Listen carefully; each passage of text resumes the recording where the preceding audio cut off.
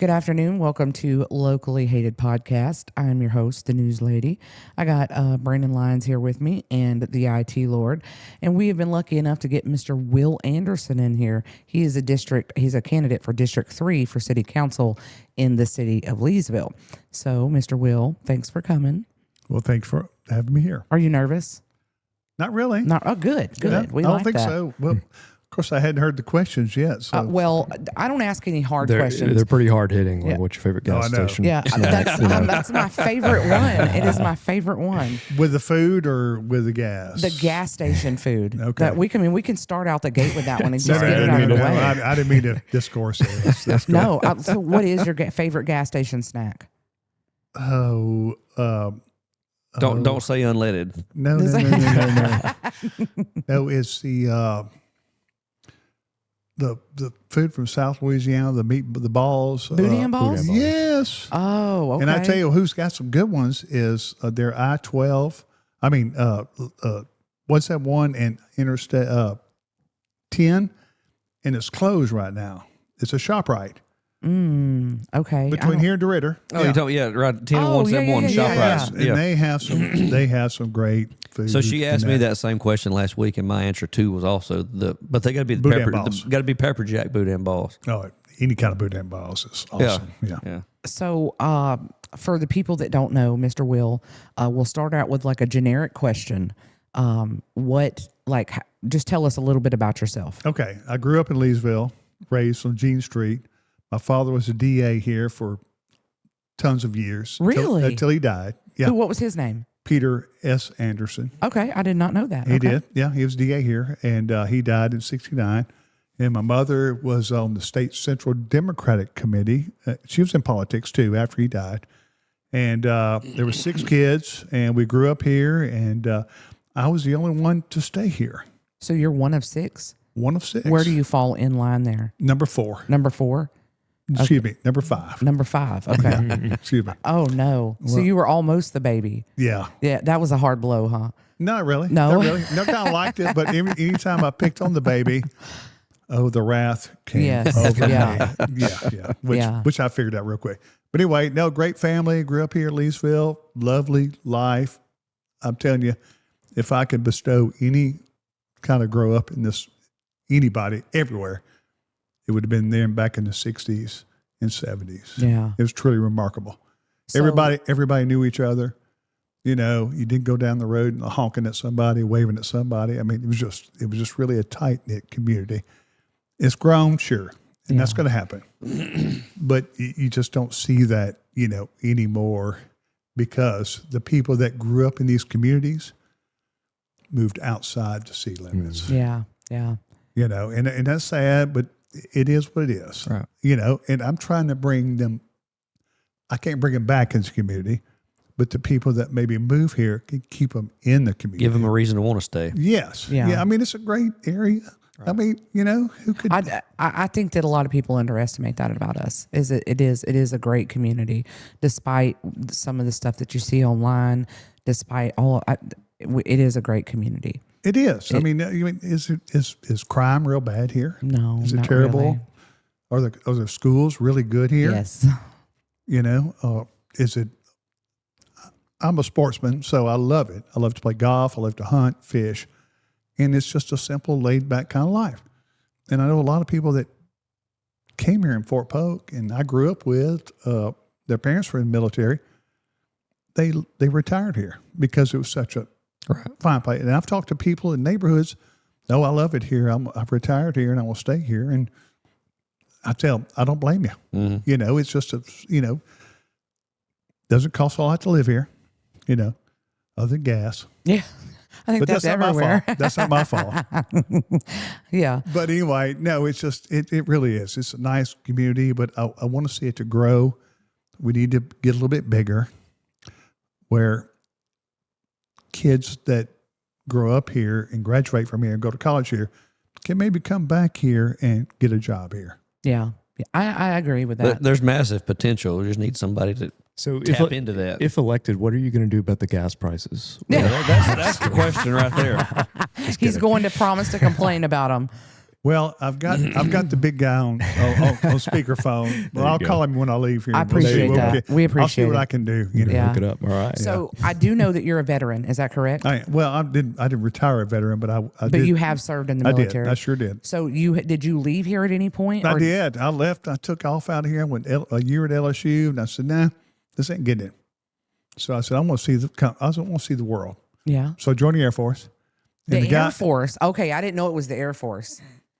Well, I wasn't going to join the Army because I lived here and I saw what they were kind of going through at that time. Yeah. Going, I feel you. I don't want to get up at 4:00 in the morning and run PT. You know, I want a little bit, better job, but I want to serve my country. Right. So I said, I'm going to go. I told the recruiter, I said, I want to go as far as away I can from Leesville. You know why? Because I want to see what the other half of the world lives like. And it was the best thing one of the best things I've ever done in my life, besides marrying my wife. Well, where did you end up then? I was in Japan. That's what I was fixing to No say. way. Yes, Misawa, Japan. The earthquakes that's been happening there. That's where I was at that. I wasn't there at that time, but that's the area that was at, and it was just an incredible experience. It really was. How long were you there? I was there for a year and a half, Okay. and I should have stayed there for another year and a half and finished out my term there. But I wanted to come back home. I was, missing my home in Yeah. Leesville and whatnot. So I came home, and but it was a great experience. It really was, and I loved it. I'd do it again if they called me. And you didn't have to pay for the flight either. Oh man, they paid me. They paid you. Me to go over there This was and work. This Yes. was what about what year? This was in 76 Okay. or 78. If So- 78. I'm sorry. Go ahead. No, I was just going to say, and Japan was undergoing a huge business boom at the time, right? Like, Look, when I got there, the yen rate was like 300 yen to the dollar. And first thing you do when you get to Japan at that time was buy a stereo system. yeah, of course. Yeah. Yes, I mean it was just Samsung, all the big ones. And the first thing I did was just give me I want all this and this, and it was great. A stereo and a Nissan GTR. It was great. It was a great experience, and I loved it. It wasn't kind of wartime or anything like that, but it was kind of a. Now you had to be pretty smart to get into the Air Force. So have they raised the standards? The reason why you Probably you should have just said, yeah, you're right. the reason why you had to be smart is because you said, well, I'm not going into the Army. Not because I'm going to the Marines or Navy, which I'm not putting that down. And look, I respect all the people that, have done, and it just, I just felt that was a way for me to go. Yeah. So, what, 30 something years after, Pearl Harbor and all of that, how was sentiment among the Japanese? Was it fully like, I'm telling you, it was kind of touch and go for Really? several times we were there. And I'll give you the experience. Some friends of mine I've met from all over the country that were in the Air Force. We went skiing up there. And I'm kid from Louisiana. I've never exposed to skiing in my life. It snowed like 200 inches a year up there. Come on. dang, So I said, I'm going to learn how to ski. Great. Because I always wanted to do that growing up, And we went skiing at this resort, and we came back to this train station, because that's your mode of transportation. If you went over, 300 or 400 miles, the train was the way to go. And Japanese have the greatest train system, maybe it's still the world. And we jumped on that, went there, came back, and they were mad with the Americans. The Japanese were. And we couldn't get a cab to go back to our base to get our car to come back. I mean, it was, you could feel the tension. You could, yeah. and then over the next, 10 or 20 years, I guess, after you left, then everything kind of changed. Because I know that at some point they became our greatest friends. They are. They're our greatest ally. Right. One of our greatest allies, Right. obviously in the Asian Pacific. Yeah, and they're really great people. Yeah. I mean, you go to a small city in Japan, like a Hornbeck or Anacoca in Vernon Parish, and it's 40,000 people. It's not 100, 200, that's how big expansion. But they were so nice, so respectful. They have a lot of things culturally that I think should be emulated. Thank you. Yeah. Yeah, you're right. I mean, you drive down roads and they're doing road work, and there'd be a mama san out there directing traffic. She might be 30, 40 years old, but she's out there directing traffic, and there's so much respect over there. That's what it was. Of course, this was back in the late 70s and 80s. It might change by now, but I don't think so. Yeah. Yeah, I still see, I watch a lot of like Japanese YouTube, videos about Japan because like every millennial, I want to go to Japan pretty badly and China now too. But yeah, their culture of work, is really admirable. Just the way they take a profession and what? I don't want to go to Japan. What? Well, you haven't even been on a plane. It's not like on my top 10. Now, if I got like a free, like somebody was like, "Hey, we're going to Japan," I wasn't laughing at you either, by the way. I just the look that she gets. I was like, did I miss the boat for being a millennial? Well, I think like I like the ocean. So most of my bucket list, like travel places, are Well, like, you could take a boat to Japan. there's a lot of water around Japan. Let me tell you, there's a lot of water. mine are like mostly island destinations. I would like to Japan's go an to island. New Zealand. 2 of them. See? I want to go to Greece. I would love to see Italy. I'd like to go those to are Italy. those are. I don't like to go anywhere. He just said it got like 200 inches of snow, and it just doesn't sound like me. Well, I that's don't up in like the cold. I feel like that's probably depending on where you're at, or is it the whole island gets No, that it's the amount of snow? northern part of the main island up there in Misawa. And I bought a small, friend of mine had bought a small little car to get around Japan. And I don't know, it's about the size of that tripod right there. Mm-hmm. And we come out the next morning and it's covered with snow. Buried. Oh, see, that's too much And look, for me. I can't go visit there. And it was wet Just go in snow the too. summer, It wasn't like isn't it? fluffy Colorado snow. It was wet Nasty, snow. yeah. So you just left it there and said, okay, we'll take the bus back and forth until their house. Yeah. But it was, a boy from Louisiana that's never seen but a few inches of snow every now and then. That was a great experience. Yeah, it was and probably I tell really you, cool. And if they asked me to do it tomorrow, I'd do it tomorrow. Really? I would, yes. So, like when you go over there, and this is speaking from somebody that's never been to another country, you got to adapt to things that they don't. So they got chopsticks, right? Did they have silverware for Americans there? No, you didn't do that. You got to do the chopsticks. Come on, let's do it. Don't. I wasn't sure. Like, did they have forks if we're there Well, visiting? they did. I'm sure they now, did. yeah. They did. Even back then, they did. But you didn't do that because if you did, you would embarrass the people that were cooking the food for you. Okay, so you had to learn. So you say, look, you got to learn it, and you did. I mean, you can. I know. People buy like personalized chopsticks. It's a thing, and they bring it to them when they go to the restaurant, and they pull out their chopsticks like you pulling out a fork you brought from your house. And that's just that's the. I got to admit, the other night I was eating some leftover Hana or something in the fridge, and this is like a new level of laziness, I think. But I didn't have chopsticks, and I didn't want to go over to the condo for some reason. I just wanted to stay here. Yeah. And so I designed some chopsticks in CAD real quick, and then I 3D printed them. Greg, and then ate you my could have sushi. walked over there and got you a set of chopsticks and came back. Yeah, truly. Yeah. Mr. Will, Greg's the ultimate millennial. He is. Yeah. So I have a technique with chopsticks, and I know that it's not the right one, but I can make them work. I know it's not right, but I can't figure out how to make it work properly. So It's you're not hungry enough. It's real easy. You take them. That's how I learned. That's what it is. You take them and you tear the paper off of them, obviously, and you pull them out and you split the little things in half, and then you throw them in the garbage and grab you a fork and eat your food.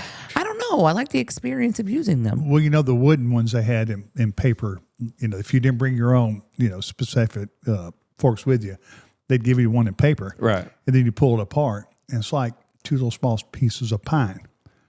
And then after you do that, you go scrape them against each other to get off the little flim flams of the pine. Mm-hmm. Yeah. And we have one pair. I don't know where. We must have got it at an Asian market in Houston or something, because we used to go to them all the time and they're fantastic if you're ever there. But we have like one pair of nice ceramic chopsticks that we got there. That's it. Yeah. And I don't know why we don't buy more, but every time we're like, we reach for those. They're a big step up from the wooden ones. If you ever. Those are the people that bring their own in. They're all ceramic, and they got their own little thing. which to me, the wood ones that you get out of the thing held the food a little better than the ceramic That's true. ones. Yeah. So, Yeah, because it doesn't, probably not as slippery. Yeah. No, Jessica, I think I really learned how to use chopsticks one time when I asked for a fork, and it took the waitress a little while, and I was so hungry. I just went ahead and fingers. I learned right then and there. Yeah, I was hungry. I can use chopsticks. I don't think that it's the appropriate technique, but I can use them. I got it. But Now, I still don't like to use them to eat rice. That to me is still frustrating. How do you But eat everything rice else- with Well, chopsticks? that's the key to chopstick. If Yeah. you can eat rice with chopsticks, you can eat anything. I can do it, but I like to shovel some fried rice in my mouth. Well, that's know, what like you a- kind of do. It's kind of a shoveling Yeah, method. yeah, You know, if you really look at it, it's more of a shoveling action. It's actually just picking it up, putting in your I'm mouth. gonna see if they Yeah. got some like big fat American chopsticks, Yeah. so I can really like a get the little fried rice. Oh, in. you know, it would work good if you had the chopsticks like the icy straws with the little spoons on the end. A little scoop on the end of it. Okay, there. okay. Are we gonna talk about Japanese food here? Are we gonna talk about politics here? I'm sorry I let you off in this wrong direction here. It's okay. Oh, But that- are we gonna talk politics? That here? happens. That happens yeah, a it lot. happens. It happens does often. it? Oh, yeah, yeah. yeah. It's you get off on side quests and then you circle back. All right. So I usually ask people if they're an early person, like are you early bird or a night owl? I'm an early bird now. I used to be a night owl when I was in the restaurant business because I didn't get home till 12 or 1 and sleep till 9 or 10 in the afternoon, in the morning, and then go to work. But now I get up at 6, 5:36. My wife gets up at 4.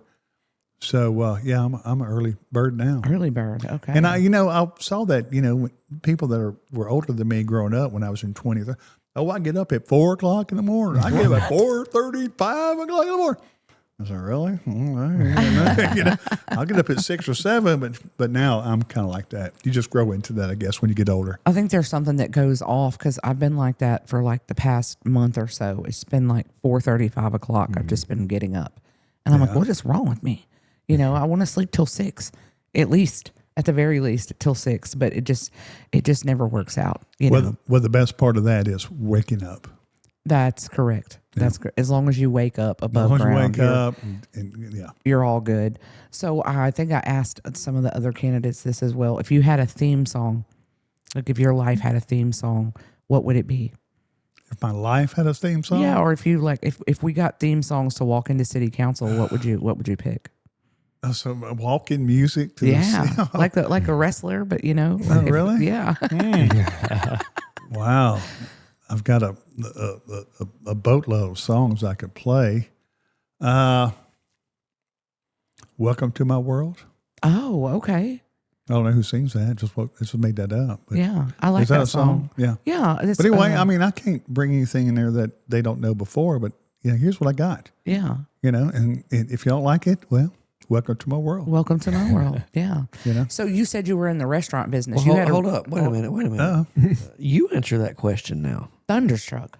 Thunderstruck. Yeah, There you go. well, I was That'll- thinking AC/DC. I was. The I was answer thinking is AC/DC. always Thunderstruck. or Leonard Skinner, maybe something like that. But no, I'm kind of past that. I'm just let's get it on. Let's see what's happening. Let's move forward. Let's move Marvin forward. Gaye, Yeah. let's get it on. There Yeah. you go. That's what There it you is. go. I think that's the wrong We one. found it. That's the wrong old school. You're old school in that. Greg's going to walk into Clarence Carter stroking. Yeah, I could see that. I could see that. So you said you were in the restaurant business. I was. Okay. So was that a restaurant here? It was. It was my cousin's restaurant, Pat Anderson. He Okay, had it, okay. Yeah, and he opened it like in 1980, 81. And I went to work for him as a bartender.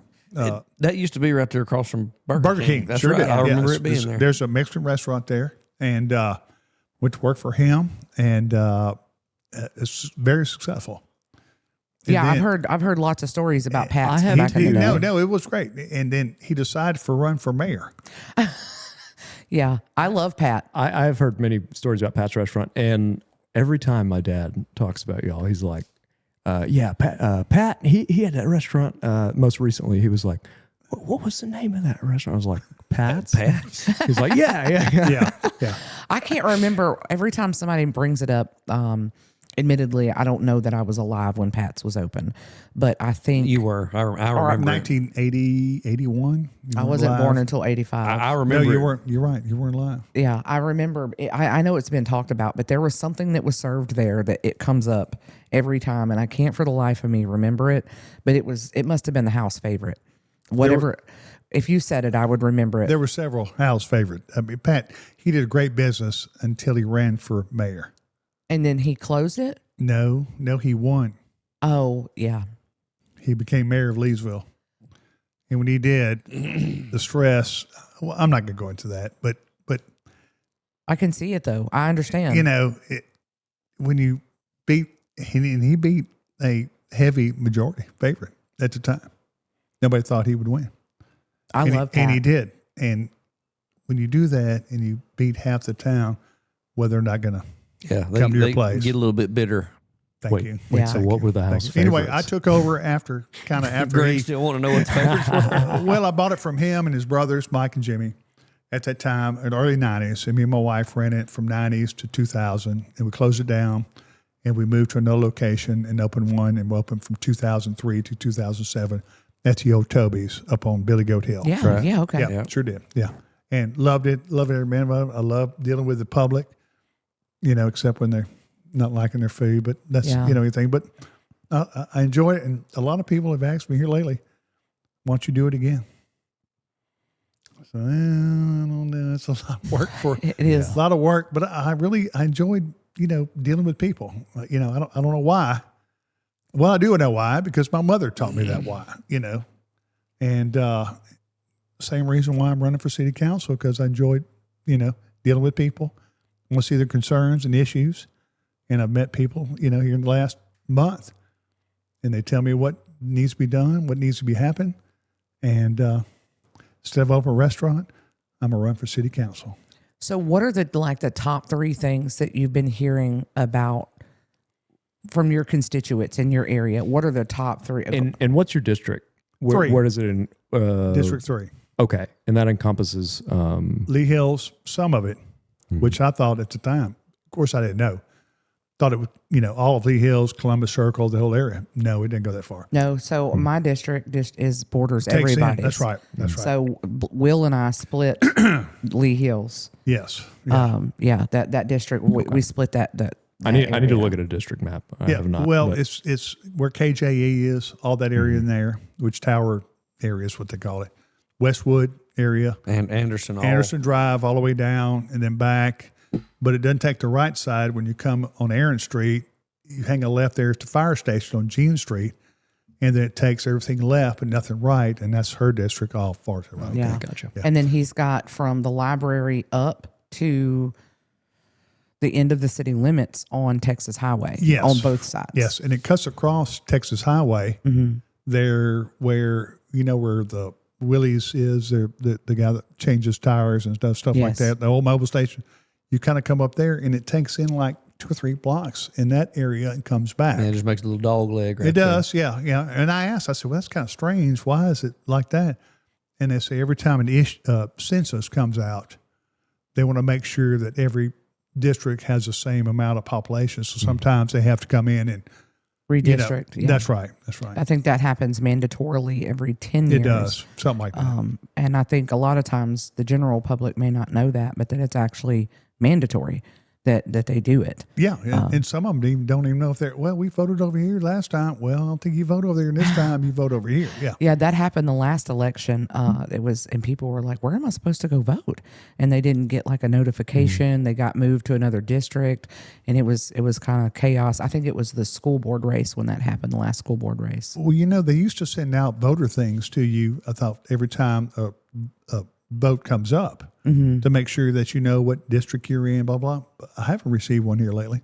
It's I think it's all online now. Oh, it is? Yeah, I get one every great now and then in the mail. Yeah. Just like to make sure that I've updated. Yeah. But I think it's all online. A lot of people depend on it to be online now. I was going to say, Okay. we could throw together this is a general election thing. We could throw together a text message pretty quickly if we wanted to send out a text just as a service, public service. Say, day before or whatever to the, because after registration, I believe they make the registered voters public on the registrar's site before the election, right? With Yes. phone numbers.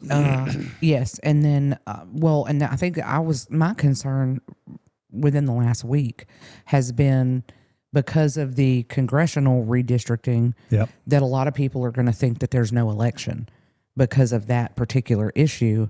And I've been kind of concerned about that because they suspended the congressional primaries again. And that was why this particular race was supposed to happen in May. We got pushed back because of that. And I guess they thought it was going to be solved. So whereas qualifying is normally in January, elections in April, qualifying was in February, got pushed back to May. So just remember that you do still go out and vote on May the 16th. And early voting is right now, Monday through Saturday at the registrar's office. Yeah, that didn't change the local vote at all whatsoever. Yeah. I think I was a little concerned that well, I mean, be, you should be. Yeah. You sure should. Yeah. Like people are like, oh, there's not a primary, so they're not going down there, because they may think that's the only thing that's going on. So that was if not this time, then next time, I guess I could talk to the registrar voters office or whatever and say, hey, if y'all want to send out a text, because it could be targeted exactly to, if you're registered in that district, it would say, hey, this is your voting place. So there's no confusion. You already have it. Yeah. Yeah, I think those kinds of things would be helpful. Yeah. So for District 3, what were your top 3 things that you heard? Curb appeals is what cleaning these properties up that are just sitting there. Nobody lives there. It's an empty house, empty lot. The grass is growing up. That seems to be a talking point with everybody that we've interviewed. And I think it's just because of the flight, from Leesville. People are leaving, Even though they may own the property there, they're leaving and going elsewhere. Right. And they just don't care about their property. I mean, I'm talking about houses that the front door's open. If there's even a front door on it. That's right. That's right. That's one of the kind of the main thing. I think Leesville's going in the right direction. I really do, with what's going on now. Right. The roads are getting paved, although I'd like to see some people that are paving it to come back behind it and make sure that it's done right. Because there's a few issues there I've seen in Lee Hills that they paved it and all of a sudden they had to come back and fix this, fix that. There's no quality control behind it. I don't know why, they're getting paid for it. But anyway, I think we need some type of recreation director in Leesville. We got the golf course. We got the big thing going on at the fairgrounds, and that's awesome. It really is. We got tennis courts there, pickleball courts in my district, which is awesome. But who's going to get together and make programs for the kids to come out there and do these things? Get them off their phones, get them out the house. Wasn't there at one time talks about creating a position very recently, it seems like? There is a position that is on the rolls in Leesville. I thought so. But they hire somebody and they quit. It doesn't work out, but there is a role, and I think we need to somehow, it might be a part-time job, it might be a full-time job. Obviously during the summertime, spring and fall, the weather's good. They can do these programs, wintertime, that's fine. But we need to have something, with these recreation areas that we have, enhance the kids to come out and play. Right. Basketball, golf, pickleball, whatever it is, and make up some programs for these kids to come out there and play. Other than that, I don't ever have any beef with what's going on right now. A few things, hiccups that happened in the last few years that it happens, and, you got to go on and deal with it. I don't know if I was in the position that when that happened that I would do anything different. Can't say that now or later, but right. It is what it is. Excuse me. But no, I love this town. I love this parish. I love this state, and I love this country. Yeah, I remember when you were at the forum, you were talking about your focus, and I think they asked some kind of hard questions for the city council candidates rather than the mayor, because it was there was a lot of emphasis on 3rd Street. And I think as a council, as a mayor, that's a fair question. But as a council person, it's like, hold on, that's not my district. Like I'm elected to represent this district, so you have to leave that district to that representative. And I thought your answer to that, by the way, if nobody told you, I thought that answer was phenomenal. I had a few people that agreed with my answers to some questions. I don't know if it was that particular instance or not, but I love downtown. I mean, that's when I grew up, that was the hub of the city. There wasn't even there wasn't no 408, 171. You went downtown for everything. Third Street, and it was awesome. It really was. And there were some stores down there. It was really cool. Now I would love for it to get back to some kind of a niche, restaurants, whatever, stores and stuff like that. Yeah, sure, I'd love that. And anybody wouldn't. But I want to take care of District 1, District 2, District 3, District 4. More people live there than downtown. Right. Okay? Right. And it's the people that live here that you got to take care of.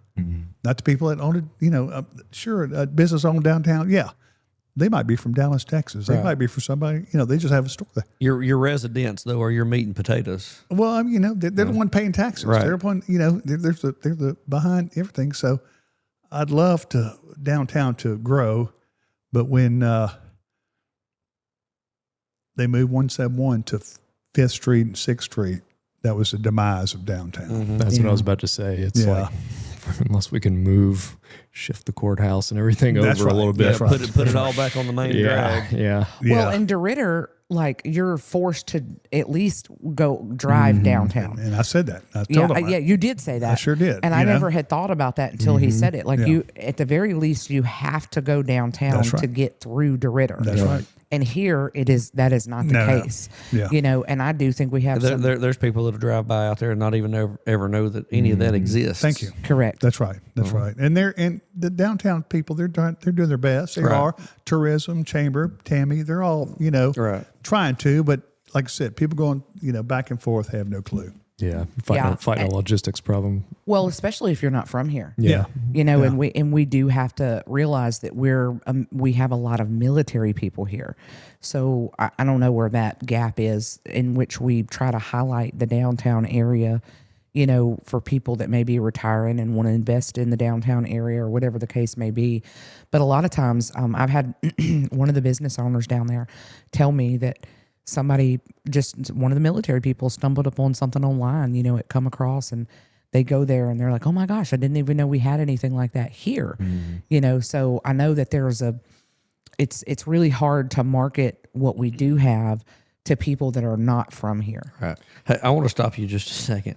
So I thought she was wearing some kind of psychedelic eyeshadow or something. Just you seen it? Yeah, I was noticing that. She's got like a rainbow from the door. Got a rainbow across your eyes. I was like, what in the world? I've been kind of moving this way. That's from the Mayfest tattoo. That's what it is. That's how my face painted yesterday. So what pushed you? What was the moment when you were like, I'm going to run? Well, I've thought about it for the last 30 years. Really? Yeah. That long? Yeah, because I've lived here. I mean, I didn't think about it. Just, I'll run for this. I'll do this. Nah, I'm going to do it. Everything's going cool like that. And here the last 4 years, or last couple of years, and I've had some people tell me even last 5 years ago, hey, Will, why don't you run for city council in your district? I think you can do it. No, I think it's run fine. I think it's good, blah, blah. And didn't do it. And then here the last year, I've had more than the people come and say, well, you need to run for this district. We need to get this done together. I said, what was wrong? Well, I don't know. Ask my wife. Ask my kids. How did they feel about it? They say, do it. If you feel fine about it, do it. Go for it, And I said, well, when I left college after a year at LSU, I wanted to serve my country.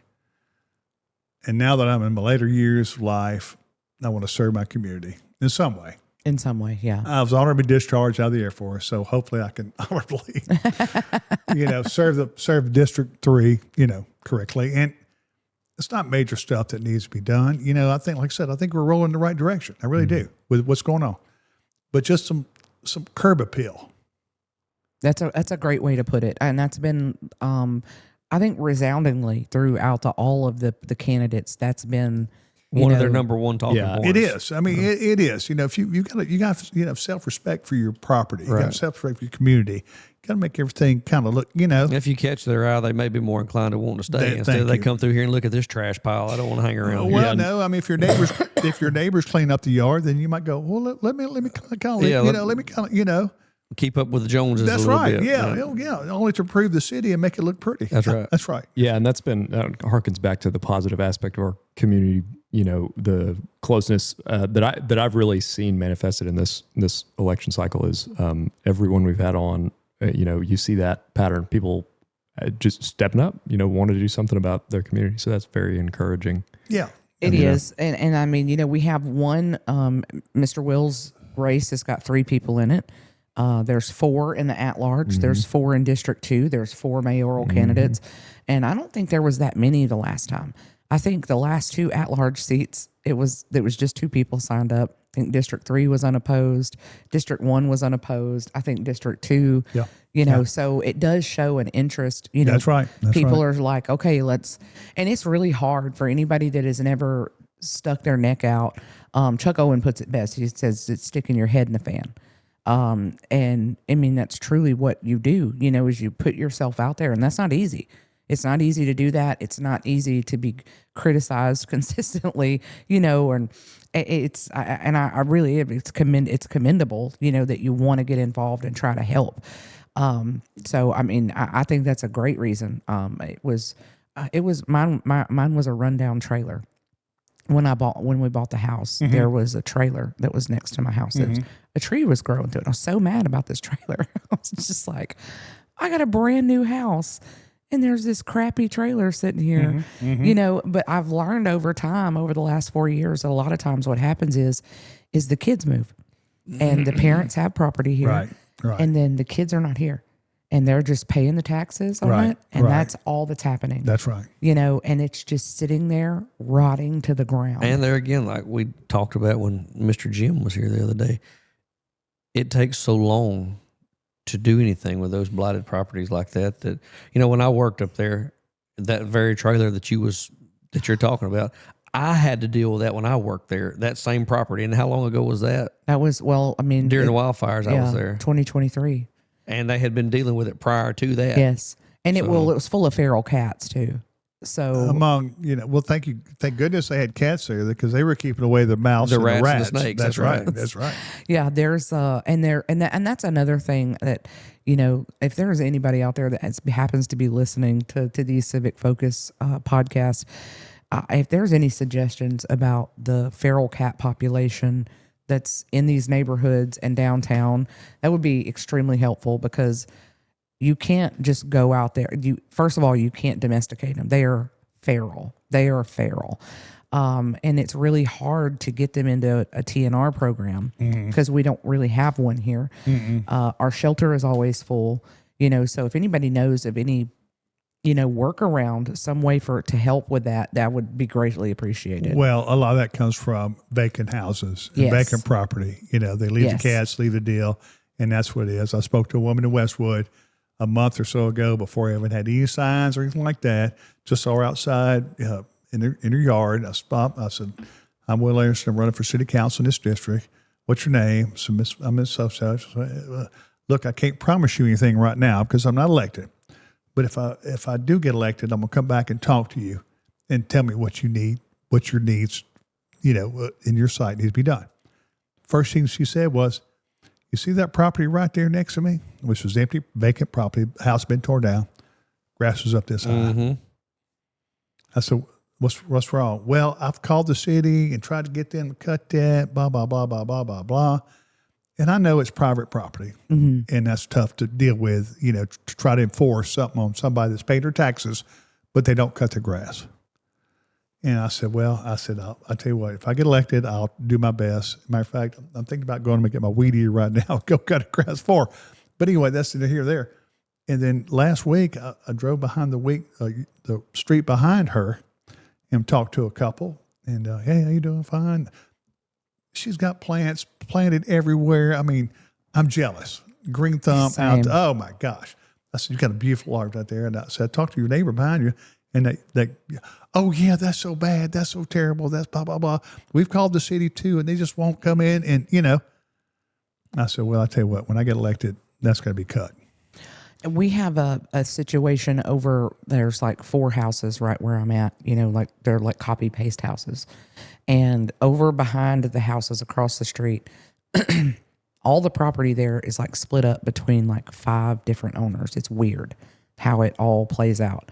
And there's like this one triangle piece of grass that's one pass Right in the middle of it. that nobody will mow because it's not theirs. Right. So we just go over there and mow it because it's like, Galen showed that to me that day. He walked me over there.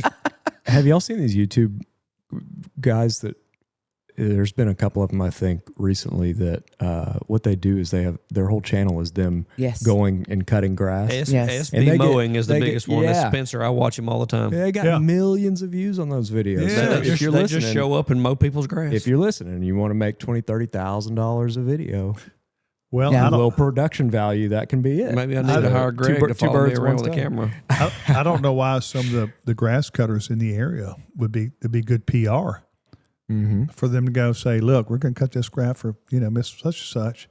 Don't have to do it. We're not getting paid for it, but we want the city to look good. yeah, You know? that would Yeah. be some really good I mean, PR. That's what a lot of people don't understand when SB mowing or whatever rolls up. He's like, for free? What's the deal? Yeah. And it's Yeah. like, What- well, what's- I'm making what's I'm the making catch? I'm making $30,000 or more off of this video on YouTube because everybody's watching it. This little lot right here with a 0-turn mower might take 5 minutes to cut. Yeah. And maybe I was going to give you half one a of my gallon of business gas. cards. Yeah. Well, and that's kind of how it is. At my, I live on a city lot. It's not much to mow. It's very small, Most of them are. Yeah. Most of them are. and it's that's not a bad idea. Maybe we could like get a coalition going, like a mowing coalition. That would be Well, I mean, I'm in. Yeah. Most of the properties are like they're so small. The first time I mowed theirs, I pulled my trailer up there, and I've got a 61-inch big 0-turn. I'm not even unloading my mower for this. I push mowed it. I push mowed Thank her you. whole yard. 20 minutes? Yeah, Weed so eated everything. Yeah, it takes no time whatsoever. Yeah, no, I think I could weed eat that little lawn there in 30 minutes, Yeah, just with a weed eater. Yeah, But it's- anyway, It's definitely, the city does have adjudicated properties. The number is 60 something right now that they do have to maintenance. But if the people still own them and still pay taxes on them, they can't just go over there and mow the grass. Right. well, what I've heard they do in most municipalities is if there's a yard that's out of control there like that, but somebody's paying taxes on it, the city cuts it at their cost, and It's then they bill them on their taxes. It's extremely Yeah. expensive for what they. yeah.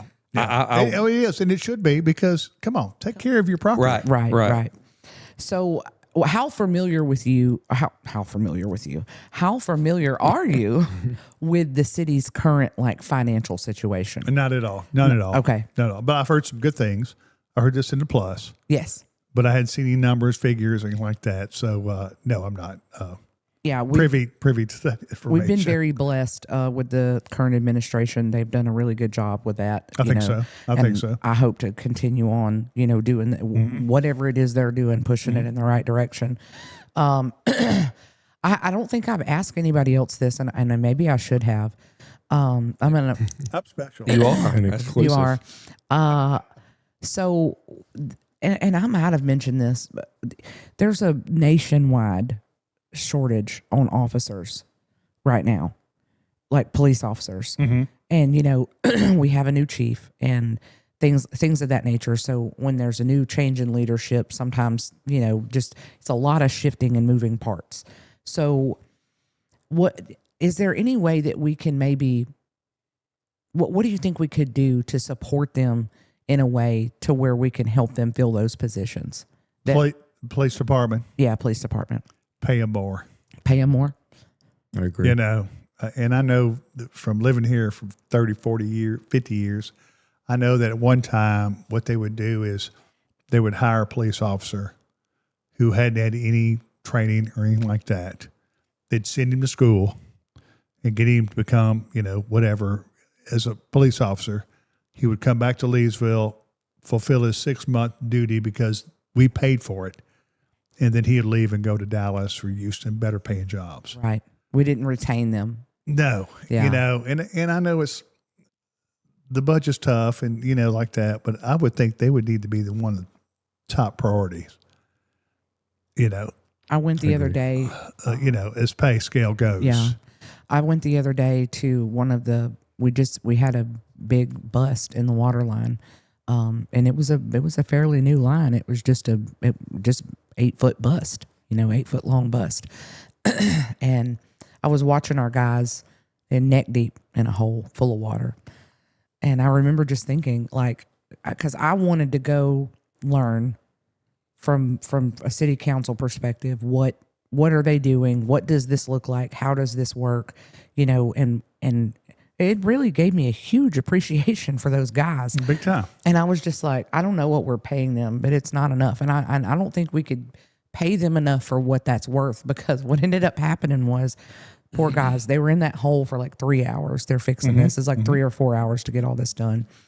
They get out of the hole, time to go home, and they get cleaned up and dried Hair off. tickling my ears. I was like, they get cleaned off, dried off, you know, take a bath. They're just sitting down to eat.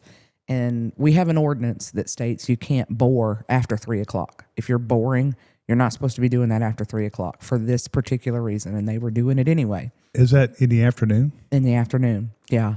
So there's an ordinance because we have to call in a whole crew, you know, to come back in because they get off, you know, in the afternoon time. Right. So it prevents things from going awry.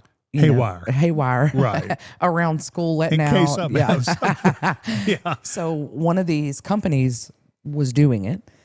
All of these guys had just got home that were neck deep in that hole, had to turn around, leave their food sitting on the stove, and leave their families and go back to another one.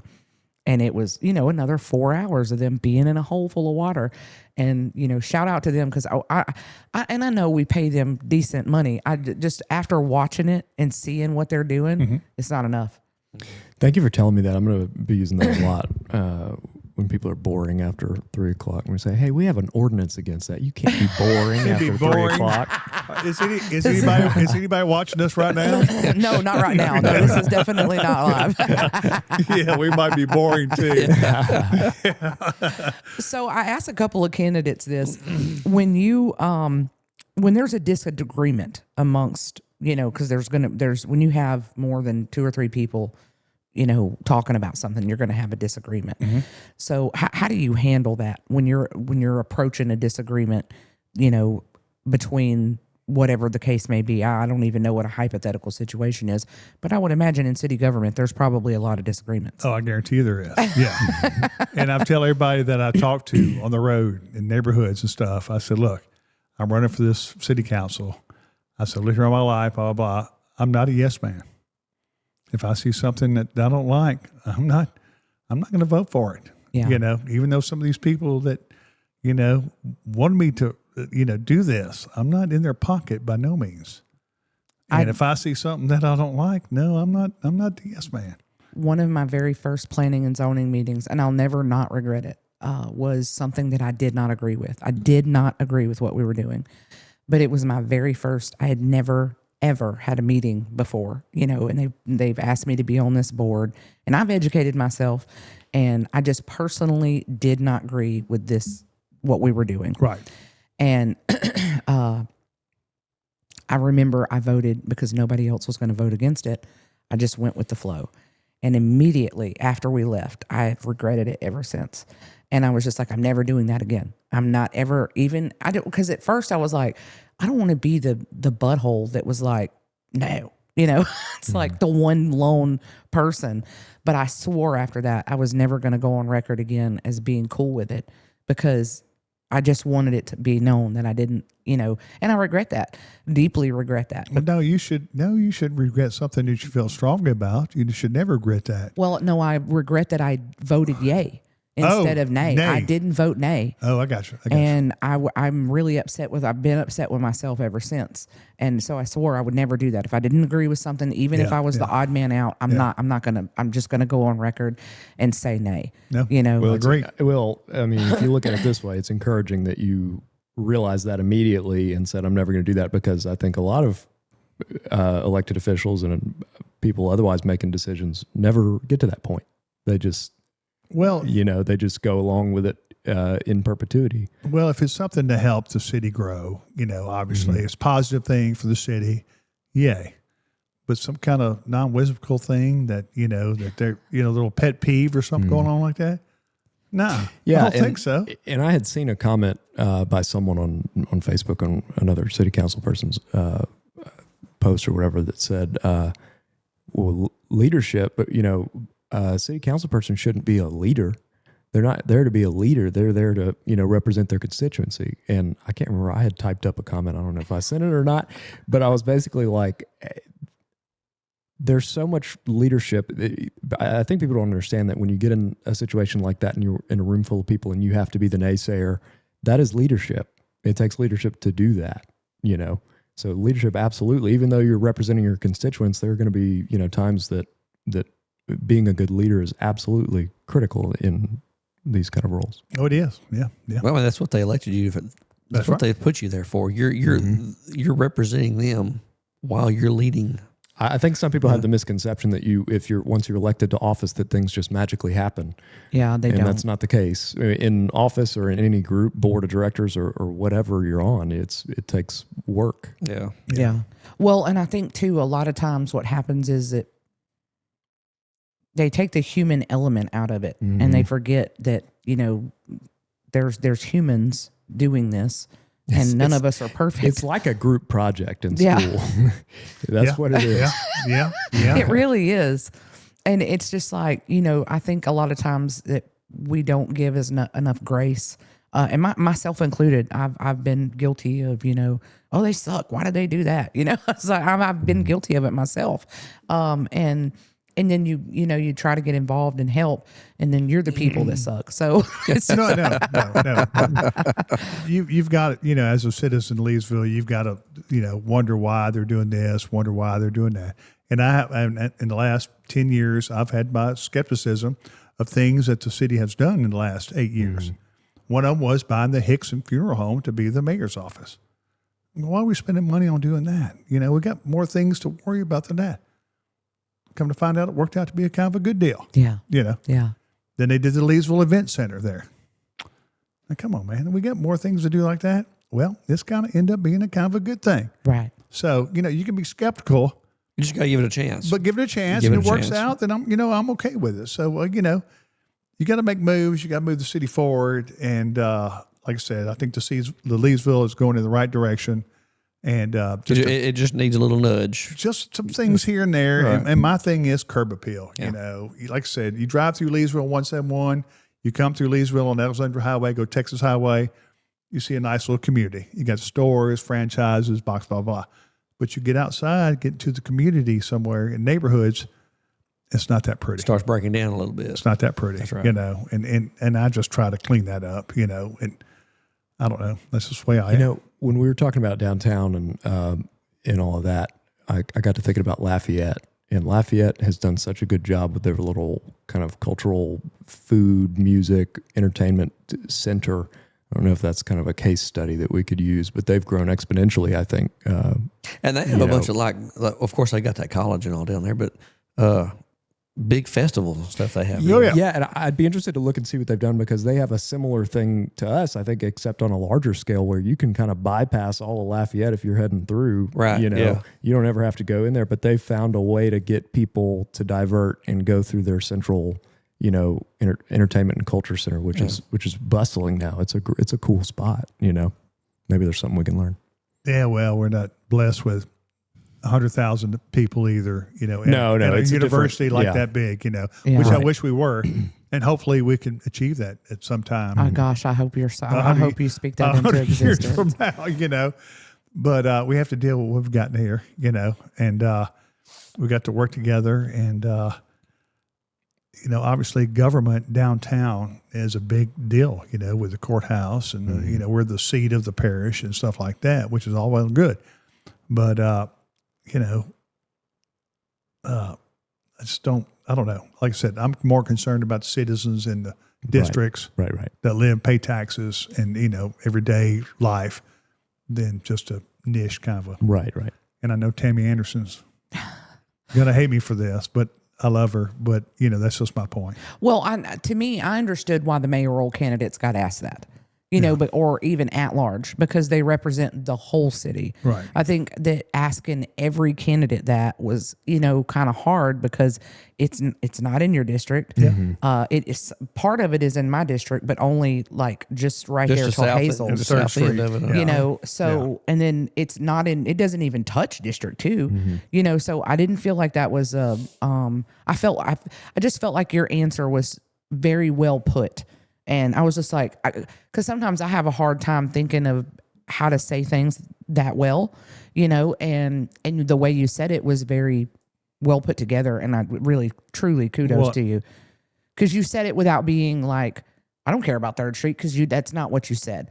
You were like, hey, I do care about 3rd Street, but I've got to worry about to this be as clear, well. I have not seen this candidate this Forum? council that forum. was I need not to go the back and look at it. That was and not the watch it. chamber forum. I don't think Right, it was, right. Was it filmed? No, I don't yeah, think so. yeah. But that's a hard question to ask people who are being voted to represent a district that Main Street is not in. I didn't, just to be clear, I haven't seen that Yeah, one. and the same thing was with the MLK Center too. They asked the same question over there. Correct. That's not my district. Correct. Yeah, and I told them, I said, look, it's a great recreation area, which is awesome. Mm-hmm. We have one there. We have one in my district. We have one on Bellevue Road there, walking park, whatnot. We have the golf course. We have the baseball courts out there. I think it all needs to be brought under an umbrella of recreation to see what we can offer our youth in each of these districts. A basketball camp in District 2, a basketball camp in District 3, a golf course thing, out there. We're not doing that. Right. We're not serving our youth. The youth have nothing other than a water park and basically, if they're playing. But, just for the everyday kid that wants to go out and play ball. Like when I was growing up, we found somebody's house to play ball at, like that. You don't see that. You don't see kids riding bikes anymore. You don't see, it's a shame because that was one of the, growing up, that was the best part of my life. Yeah, riding bicycles. Ride bicycle, play ball, baseball, pick up football, pick up basketball. Yeah. And you might go across town and do it, but we did it. So we have discussed with every candidate, I think, about communication. Because there seems to be, and I never put the blame solely on the administration because I don't think it lies there. I think it lies with all of us. There's like a gap between what's going on over here and what the constituents know. Transparency. Yeah, that's that word you don't like. Well, no, it seems like that's everything I heard when I've talked to people in the district is transparency. Well, So I'm going like, well, transparency. What do you mean transparency? Well, how the city is run, how the city. Well, the city pays an auditor to comes in and audit the city every year. Matter of fact, I think they spend like $30,000 to do that. it is a lot. Now, how much transparency? Now, are you talking about, well, maybe somebody's getting a ticket and somebody fixed the ticket for them or something like that? I don't know. And I won't know until I get elected. Correct. But as far as transparency is money coming in, money coming out, I don't see how this not. I think that Well, it's all public record to start That's what with. I'm saying. I mean, Yeah, it it's can't all- get yeah. any more transparent than Thank that. you. All you got to do is get off your butt and look for it. That's I think right. the communication, like what does, for you, as if you were elected, what does good communication to your constituents look like? Because there's been a lot of discussion about like the meeting times and people not being able to make the meetings, which I understand. But I was also told on the other side that when the meetings were at a time after hours, nobody came to those either. And as a news person, when I went to meetings, if there wasn't something like scandalous or, going on, nobody was at those meetings no matter what time they were. Yeah. And that was in every single, like that was in this parish and Beauregard Parish. Yeah.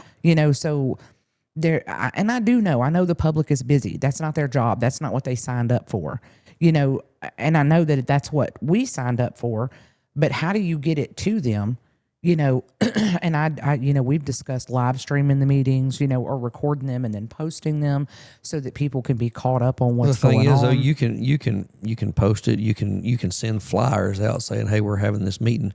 You can present the information, but you cannot make the people read it and absorb it. I guess is what. But I'm I trying think to you say. can put. I think you can sort of meet people where they're at. Right, In right. certain ways, and that's where I think the gap is especially in the things that already exist, like we were talking about, text message notifications about certain things, and all of this we're talking about on the podcast with people, and come to find out some of it already exists. It does already. But, we didn't even but know it. Is it any good if nobody knows If nobody knows it exists. So there's part of the problem is like meeting people where they're at will be part of it. So sometimes it's not. We got to do the bare minimum of what's publicly accessible, but recognize, hey, we have a problem in this specific area, and in this way, we want to meet people, more where they're at to solve this issue. Well, I'm a boomer, and technology to us boomers is not a friendly thing unless we want it to be a friendly thing.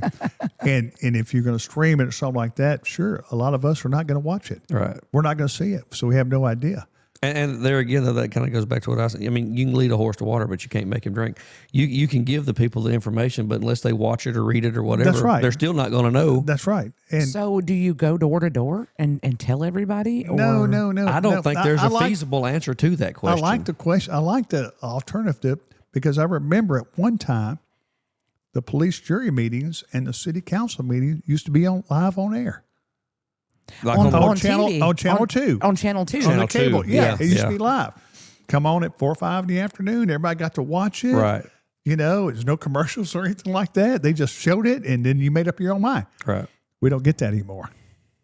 Yeah, and I do think it's this weird, I don't know how to say it, state of affairs that we're in. So you have two generations, the boomers and up, that are not really technology, they're not. Right. So if we stream everything or we do everything on technology, we're leaving out these two generations, and then you've got the millennials and Gen Z, or I'm sorry, Gen X millennials and the upcoming Gen Z. I think the millennials and Gen X are probably more engaged in that. And we do get the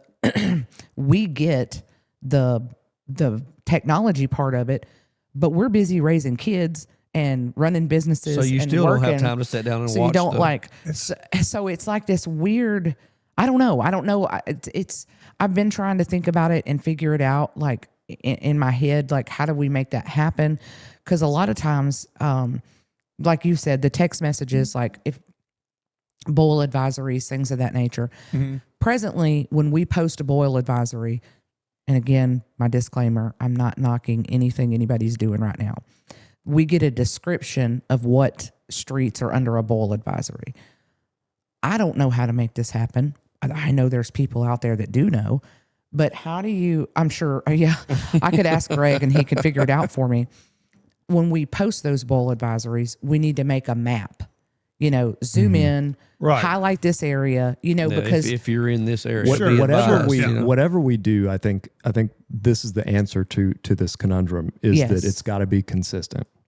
If we do technology, it's got to be consistent, and it's got to be consistent enough that it spreads by word of mouth. Because my 87 or 88-year-old grandma has YouTube signed in on her smart TV. We put it up at the nursing home for her. She's like, and I'm like, oh, do you want me to like tune the live channel? She's like, no, just sign into YouTube. And I'm like, there's a certain level. I'm sure you have a phone and you get on social media at some point or some platform in some way you engage on the internet, right? he's like, And so it's you pretty have limited. you have the ability, like if everyone right, and Yeah, so I if do. everyone were to, you felt like you were missing out eventually because it comes word of mouth, like, oh yeah, the boil advisory map's on the app, then you'd get on the app. But if it's everywhere and everyone's disjointed and we don't know what's where, then it's no good. Like, I guess the question is at your age, you're telling us you're a boomer. If a bowl advisory message went out via text message to all the city people that are, let's just say the people that are, when you do your water bill, you're getting a message, right? Right, We're right. using your phone number. That's where we're sending it. Right. And if you got a text message on your phone with, the streets affected or a little map that showed that, would you be okay with that? Well, you'll see it on Facebook before you'll see it on any of that anyway. Right. But People put on Facebook say, look, if you live in this area right here, it's out there. And I would think Facebook's kind of big. here, It's getting there.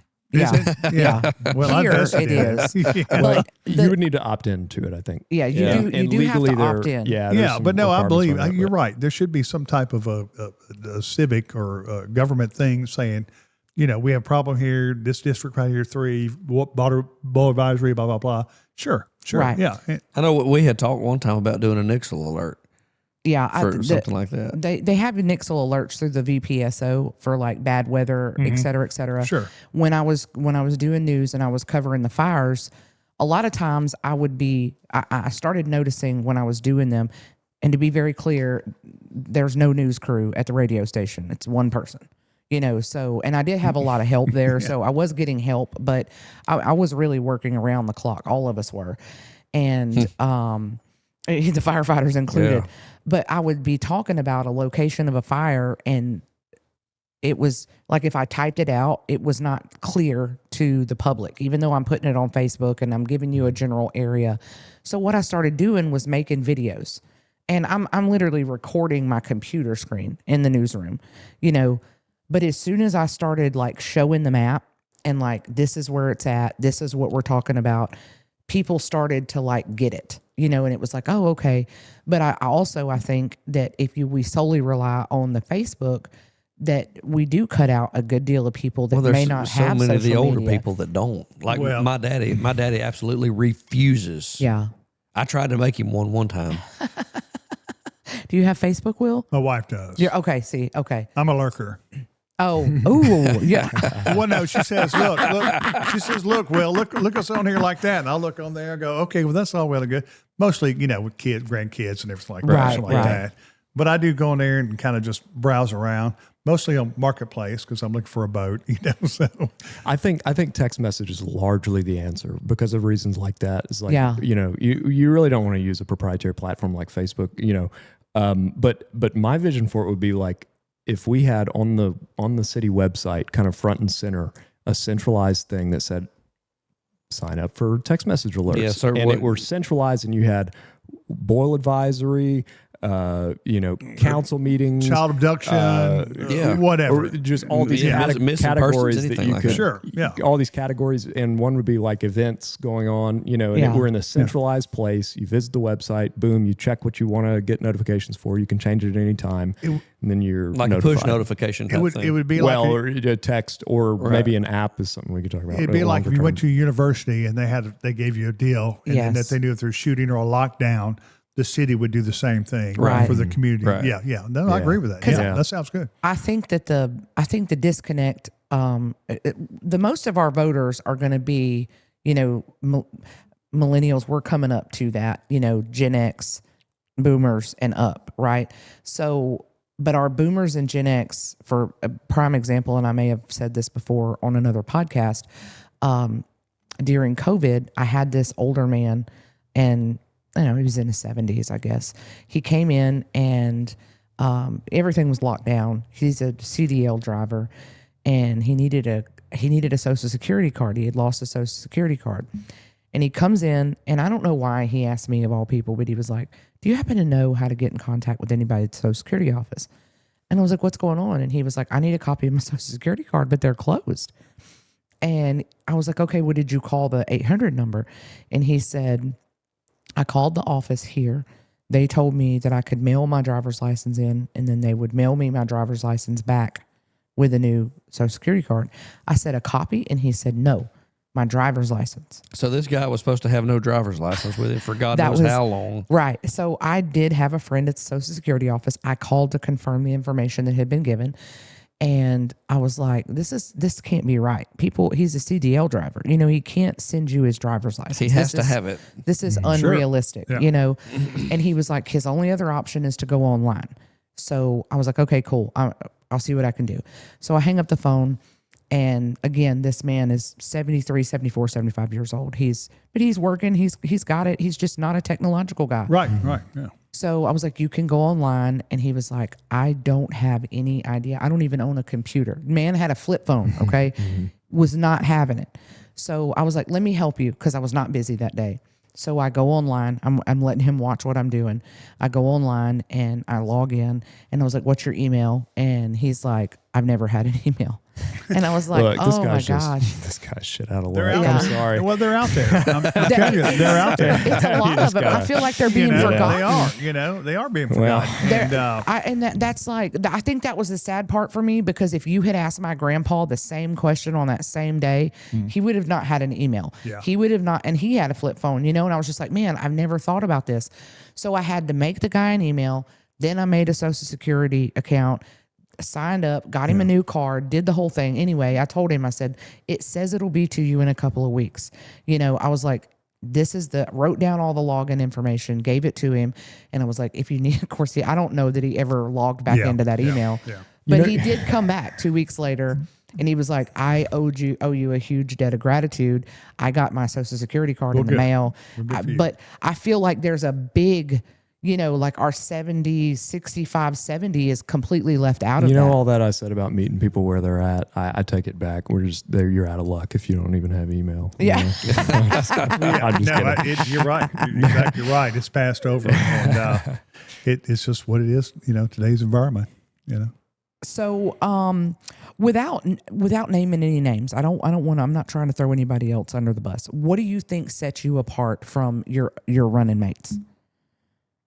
Well, I've lived here all my life, seen what's going on for 64 years. And I'm not going to say that I'm any more intelligent than my running mates are. I'm not going to say that I've got any more enlightenment than my running mates are. But I've got what I think that possibly could make Leesville a better place. And there's only been one of them that's had the office of District 3 Councilman, and I think I can do better. Now the other one, Rhonda, I don't know. She seems very intelligent, very engaging, you know, and hope the best for her. Wish her all the well of luck. But I wouldn't have run for this position if a lot of people in the city urged me to do this. I have a question real quick, and I was going to ask you a little while ago, and I got tied up on that deadgum phone. You didn't get tied up. You got tied up because she was talking. I was trying to be don't lie. Don't sugarcoat it. I was trying to be nice. Don't sugarcoat it. And we actually talked with, I think it was Lewis, about this one, about people coming to the council meetings and actually being able to get up and address issues that they've got in the council meetings with the council and the mayor. Because as it stands right now, you go in, you sit down and shut up. Basically, you can't talk. Why not? Unless you're on the agenda. Unless you're on the beforehand. agenda. So if these people come in and they have an issue that they want to address, unless they're on the agenda, they can't talk about it. Well, that has to do a lot with, there's a lot of talk about having the meetings at 5, 6 o'clock in the afternoon where people can show up and voice their opinions. Right. And I agree with that. I really do. Why not? What are you trying to hide? Yeah. Let's get out there. And like I said, they used to be on TV back in the day, 80s, Right. early 90s. That. Used to be, and the police jury too. So you would be in favor of people coming in to actually being able to address issues with the council in the meetings? Well, obviously to a degree, obviously. I mean, you wouldn't want your whole meeting to be people coming in and bitching about something. No, you can't have 100 people come in there and try to do it. Right. But obviously, they need to come through their city council member. Here's what I'm just pleased about. Can you please raise this topic up in the next meeting? Right. I can say, John from Kings Road, here's what he says about this. He's tired of this road being like it is, and he wants something done about it. Yeah. Not that he doesn't have to show up. I'm his speaker. Right. I'm the guy that he's going through. That's why he elected me. Yeah, I mean, also, couldn't you do like first 45 minutes, if you're on the agenda, you get a preference, 5-minute allotted time slot or something. A lot of them they'll have a pre-meeting. And then the last 15 minutes are open. You have a 3-minute time limit, and you can fit 5 people unscheduled. I don't know why not. I mean, the way I've seen it done in other places is when you go in, they have like cards you fill out, and I think you get like 2 or 3 minutes, and whether it's a grievance or it's a compliment. And I did learn from the meetings that I went to that a lot of times it ended up being compliments. Hey, I saw this officer doing this, and I just wanted y'all to know that, blah, blah, blah, whatever. Or, hey, I saw this public works person do this, or, but I think if you do have to have a time limit, obviously, because otherwise you would be there all night long. Yeah. But I agree. I think that's kind of been, one of the things that's been mentioned multiple times. But you seem like a pretty chill guy. Like, do you ever get like fired up? I have, but I am pretty chill. So you're not very like disagreeable. You just like this is how I feel about it. If you don't like it, that's okay. Yeah, I mean, you look at both sides, and what's being angry going to do to show your cause? Yeah, I need to get upset. I mean, you just got to look this side, look at this side, kind of come together with a meeting, and work out a deal. It's not that hard. Even if you don't win, I'm going to just start hanging out with you so I can figure out how to do that. Does it come with age? Anybody that knows me, and his daddy knows me, his wife, his daddy's mother knows me, and I've been always chill. If you get in a restaurant, you get in the service business, you have to be chill. You do. You develop you deal with customers. Yeah. You have to be. And the only thing I have a hard time dealing with is my wife. That's a whole other story. Us too, buddy. Yeah. No. I'm keeping my mouth shut on that And one. guess what? Her name's Karen. So there you on, go. She's Don't probably you start nothing, Greg. She's probably not the stereotype. I would imagine if she's married to you, there's no way she could be the stereotype. I told her I can't even believe they put that moniker on the name Karen. Like what you are. You're just the angel of mercy. You're just the perfect person, and yet they call people bad. They call Karen. Did she make you say that, or no? She paid him. Hope she doesn't see this, but I think her sister's going to make her see this. So I'm in trouble. Well, Galen. He can edit it out. Don't worry. Oh, I'm not. Don't worry. You smutting? Yeah, I got $1 or $2. I Get that wallet out.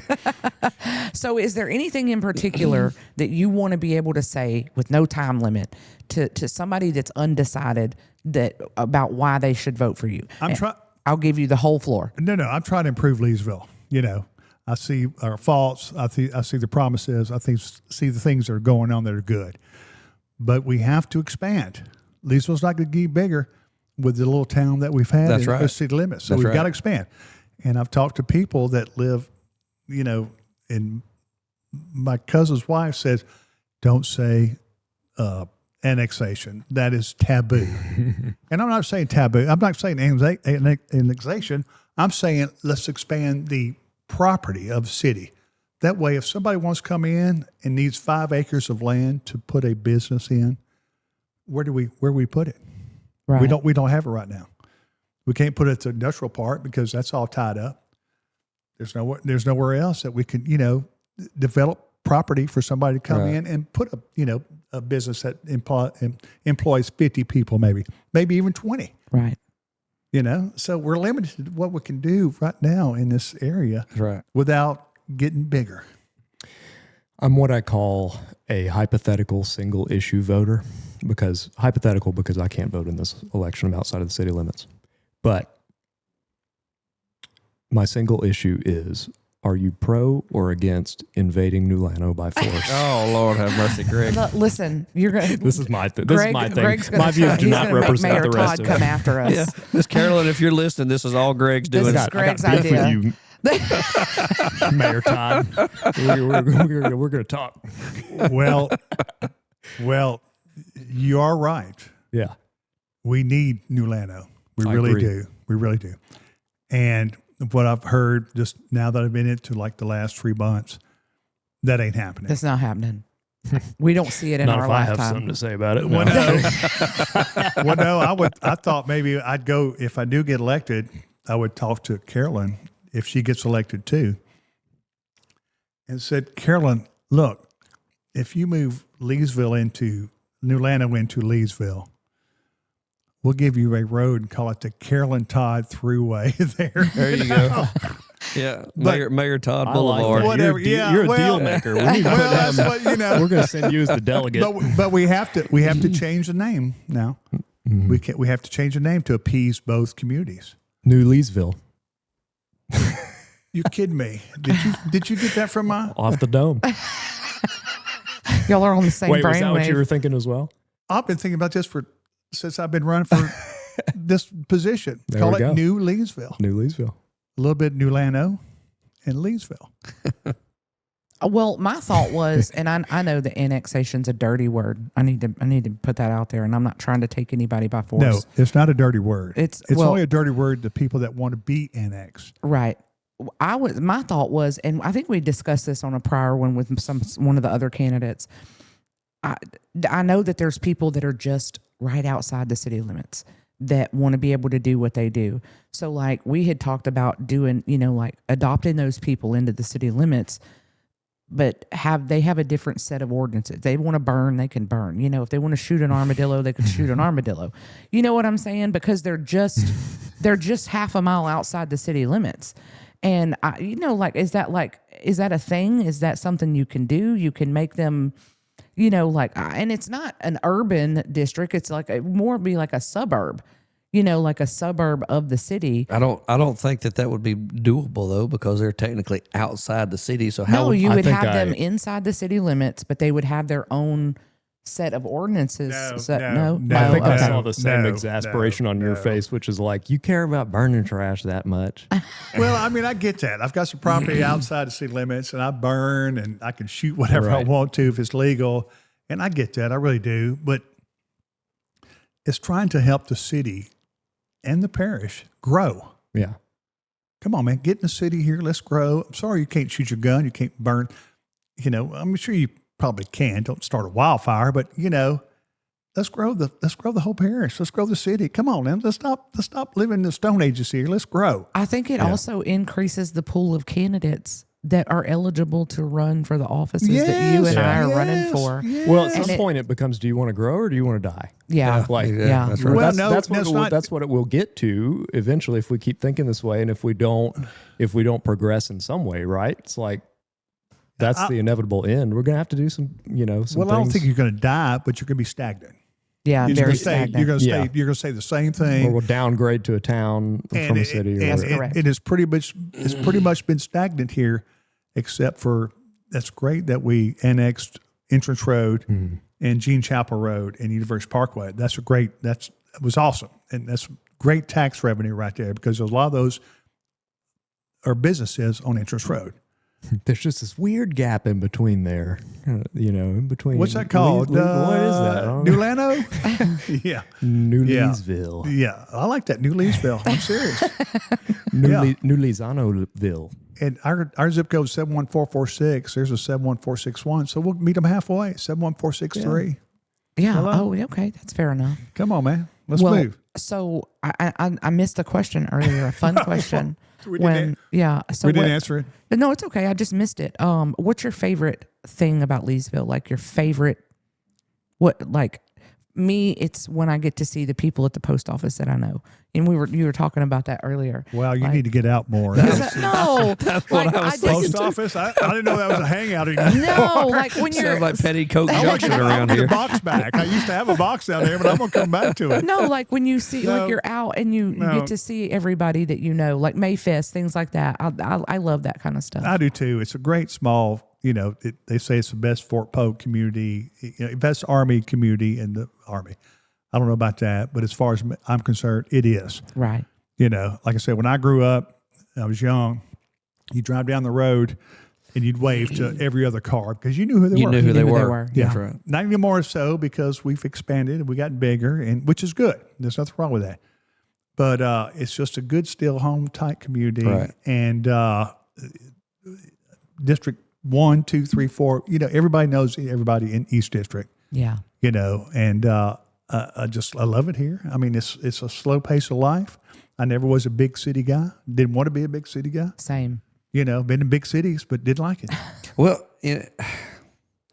I I've been to a few big cities. I'm not as nearly worldly traveled as you or Greg or anybody like that, but it's been my experience that when you go to these bigger cities, these people they're snobs. They look down their nose at you. Whereas here, just like me and you was talking the other day, when something happens here, everybody pulls together here, and you don't get that in them bigger giant. I mean, they're rude. Well, they do it in their own communities. Yeah. Right. You know, you might live in Dallas or whatever. You live in this area right here.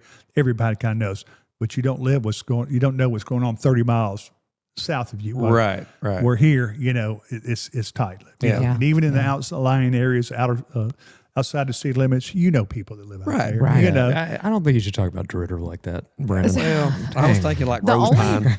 Really, the only place that I've ever been that was rude. I know in the big cities, it is different. People are busier. They're very focused on whatever it is they're doing. But you know, even at that though, it takes 14 seconds for me to look up at you and say, "Hey, how are you doing?" and keep going on about my well, business. I think you also have to remember in big cities the diverse amount of people that they meet, right. and what they may be running into, and why they don't want to And talk also, to you. and also, you can't do that 14,000 times when you're walking down the sidewalk. Well, I'm not going Correct. to talk to everybody. Don't get me wrong. Hey, but- how are you? Then they'll think that you're a raving lunatic and lock you up. The only place that I ever went to that was like actually the people were rude was in Chicago, and it was terrible. And I felt so insanely out of place because I was trying to be nice to everybody, you know, and they're just trying to do their job, and there's a billion people everywhere. Right. I finally found a cab driver from New Orleans, and I fell in love with him, and I kept his card, called him for everything because he was so nice. Whereas most everybody else is just like, That's right. Yeah. you know. So it was, it was and I shouldn't even call them rude. It's just a different type of mentality. Yeah. You It's know, fine. I'm racist against people from Colorado. really? Why? I've almost never met anyone from Colorado that wasn't a gigantic asshole. What? Really? There have been some. It's not everyone, but a lot of them Oh man. Well, don't care for them. I would think maybe now that there's such an influx of Californians going to Colorado because they get tired of what's going on in California. But Talking No. about snobs, those people I from thought Colorado. he was going to say now that marijuana was legal over there, maybe they've chilled out. Some. No, I don't think so. no. I thought that's where that was going. I was getting tickled. That's an That could work, interesting- though. That's an That could interesting work. concept, and we'll go into that later on. No. We're such a tight community here, and even though we've grown bigger, you know, and got maybe more separate than we knew growing up. You know, who is that guy? Who is that guy? It's still. You know, we're all still together with this. You know, Yeah. the people here, and even the ones that moved outside the city, they're still involved with the city. You know, Right. and you can't give that up. And like I said, I see good things for Leesville. You know, that's why I stayed here. So, what's your favorite local spot? My house, Your house? my backyard. What's your favorite local restaurant? Yeah, like you got a favorite local restaurant or a local? You're asking the guy that used to be in the restaurant I business. am. Oh, so what he his- probably what- never goes out to eat, do you? I do. Okay. It's to go. But and my cousin told me this when I took over his business, Pat, he says, you'll never eat the food the same once you start cooking it. Yeah. I said, what are you talking about? He said, no, I'm telling you, you'll never go to a restaurant and eat something and you won't critique it like that. Oh, okay. And he's true. And he's true. I'm like He's that true. with gas stations. I like food. I am.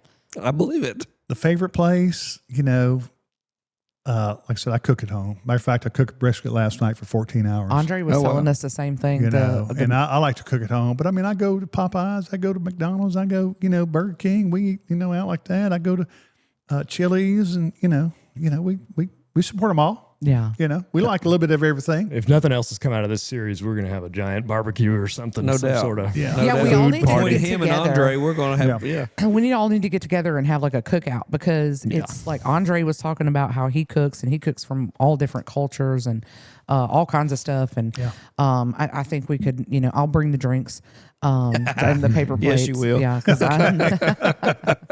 I mean, I can cook. I just don't. It's not like a big variety. I grew up with like a Southern cook, you know, so I have a very limited knowledge. You know, I know how to cook chicken and dumplings, and I can follow a recipe and stuff. Yeah. But most of it's like home cooking. That's my wife. She's a home cooker. She cooked for 3 girls growing up, and she knows, and I love it.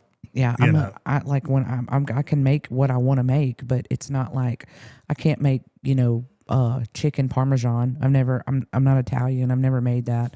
I could make a mean. You know, other people besides Italians can make that. No, I'm just. You can buy that. Sara Lee, I think, makes a I've never made homemade lasagna or anything like that. You but don't have to be Italian to make that either. I can make meatloaf. I can do like home cooking stuff, but that's how my grandma was. It was like meat and potatoes kind of stuff. Yeah. That's a lot of people around here was that kind of deal. No, when I got in the restaurant business, bought from Pat, my cousin, and had no idea how to cook. You know, I couldn't boil noodles pretty much. And I got the restaurant business, and I learned the front end of the business, the bar business, right. and, you know, seating everybody, but I didn't know anything about the back part. And they kind of so that's kind of a baptism by fire kind of thing. Well, it was you know, I didn't have any control over what they did back there because I didn't know how to cook it. Right. So it came to the point where I just had enough of it. They came in late. I couldn't deal with it anymore. So I said, "You're fired." And I had no clue how to cook anything like that. So I went to the kitchen and I asked the waitresses, "What did you do right here for this thing? What did you do right here for that?" And I learned it. And it was tough. And my wife would tell you when she was working the bar out front, how many unsavory words that were yelled from the kitchen because I was having a hard time dealing with it. And I mean, it was, if you've ever worked in the kitchen before and served 40 or 50 dinners in a 3 or 4 hour period, it's pretty stressful. Yeah. And it's got to be right. It's got to be right. It's got to be on point, you know. And, but I learned it, you know, I stuck through it and I learned it and kind of became half-assed kind of good, if you say so myself. Yeah, you know, my wife and I did like Blue Apron and HelloFresh, a couple of those like services or whatever during college at one point. They are. We didn't do them for long, but we did do them for a little bit. And you'd be surprised what that'll teach you about cooking as well. I did try that, and I was able to like switch up my variety and stuff, but you don't really get a choice on what they send you. So like some stuff, it would be like, you know, stuff that.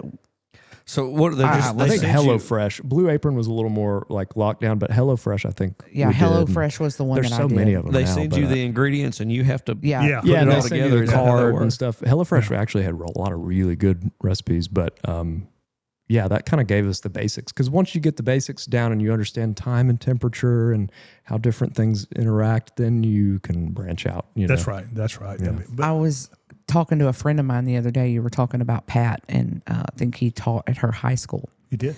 And she said she remembered one time, because, you know, if you know Pat is a good time all the time. Yep. Pat is always having fun. And I don't even think I've ever even seen him mad. I know he can get mad, but most of the time he gets over it relatively quick, and then he's just back to being fun. And she said she remembered him playing like bistro music in his room, and he had like a little espresso machine or something going on. He probably did. He had like a little apron and all kinds of stuff. You know, she was telling me about this, and I was like, he was in high school. He was your high school teacher, and she was like, yeah. She was like, he was singing the bistro music, and it's like a great time. That's Pat. That's where he was, you know. And when he got the job, he worked in a lot of restaurants. Going to school in Lafayette, USL, he worked a lot of restaurants. Came back to Leesville, went to work as a teacher. His wife was a teacher at the point. And he looked around Leesville going like, you know, there's not even really good restaurants here in town. You know, really nice steak, Italian, whatever restaurant. And he got with his brother, and he got with his brother's brother-in-law and his brother's brother-in-law. And they went together and they started Pat's. And it was, you know, it was big, you know, and his stuff he learned in other restaurants that he brought here. And, you know, it's just it was a success story until he ran for office. Yeah. That'll until he do ran it. for mayor, and then that was demise. And it's sad that politics do that to mostly on a smaller scale like Leesville. Right. You know, they're vindictive. You didn't vote for me. Well, I'm not coming to your restaurant anymore. Exactly. Yeah, that's right. Exactly. Yeah. Yeah. It's But Pat's like that. Pat's Pat's an entrepreneur, man. He knows he sees something, he goes for it. Yeah, he does. He's matter of fact, he got into an accident not too long ago, a car You sure accident. did, yeah. And we picked his vehicle up, and he's been, even though his vehicle's totaled and it's a really crappy situation, he's been nothing but stand up and nice the entire time. That's bad. And he just, yeah, I guess I'll come. Y'all just take my plate off of there, and I'll come pick it up, and just easy as just very easy going. So I can imagine working with him was probably fun as well. Sometimes. He was like, now hold on, now business is business. He was a little more demanding back then because he knew what was going on, and I was just learning. Yeah. He said, "Well, you got to learn this. You got to come back to the kitchen and learn this." I said, all right, Pat. I'll, come on, man. Give me a break here. And he was right. He was true. You got to learn the whole job. You just can't learn how to make a bourbon and water, or give a beer out. You've got to learn how to make the dishes and stuff like that. Obviously, customer service is a big thing. Yeah. If you can't get along with customers, then you don't need to be in the customer service business. It's really hard. And I feel like I can talk to people in a manner like that. And I've had some outrageous customers that are mad. Well, I can tell you, you serve me bourbon and water, I'm going to get mad too. I don't want my whiskey watered down. Well, on the rocks. That used to be a thing, though. That used to be But even if some customers that I did make happy, and Pat will tell you the same thing, you've got to somehow smooth it over. Right. So look, I'm sorry about that. We had a bad deal here. Let me cover your meal for you tonight. Let me give you a dessert and a free drink like that, and 9 times out of 10, that would appease them. Right. Yeah. And I think that does. I think that helps being in customer service, because a lot of times, and I haven't reached. I'm hoping I'm getting there at the age where you just kind of mellow out some. I haven't quite got there yet, and I'm really trying hard to achieve it. But a lot of times, like, you have to take a deep breath, and maybe roll your eyes when they're not looking, and then try to, like, wait, you're supposed to do it when they're not looking? Yes, you're supposed to do it when they're not looking. They say the customer's always right. That's not true. And it is at some aspect, but sometimes the customers take advantage of that cliche. Yes. So. And I think that's kind of what happened. It's like, they got somewhere along the way, a mentality got formed from that. Mm-hmm. It's like, no matter what I've done, I'm right.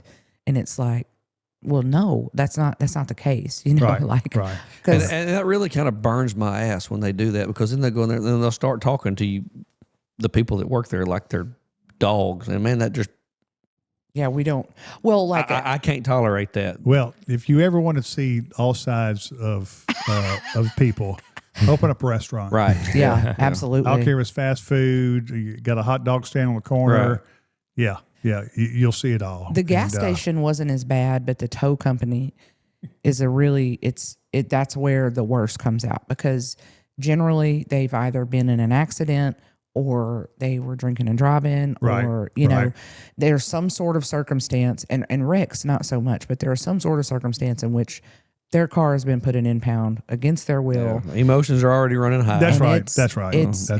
Galen has to tell me, he's just like, Jessica, just walk away. I will take care of this. It's a non-win situation. Yes. I hear if you want to get into like impromptu MMA fighting, you just open up like a Waffle House. Oh, yeah. Whataburger seems to be the place for that. Oh, is it Whataburger? Here it is anyway. That's right. Well, I always worry about Circle K too, because they're open for 24 hours, and it seems like, because BJ's is where that started. You remember they had to get security. They had and cage everything. matches in there every Friday and Saturday night. Maybe I'll lean into it. Open a restaurant. Call it Cage Match or there you something. Go. Yeah, you should. No, BJ's used to be the best, because we closed our restaurant at 10 or 11 or 12, and we drive there and have breakfast, and it was the best. I miss it so much. It was the best. I'm telling you. Me and my wife can tell you many times that saved us, because we'd worn out, been working for, of course she had a day job, and she'd help me out at night, and we'd go down there and eat. It was just the best. Yeah. Maddie. God, Miss Maddie. Miss Maddie. Yeah. She made the best hash browns.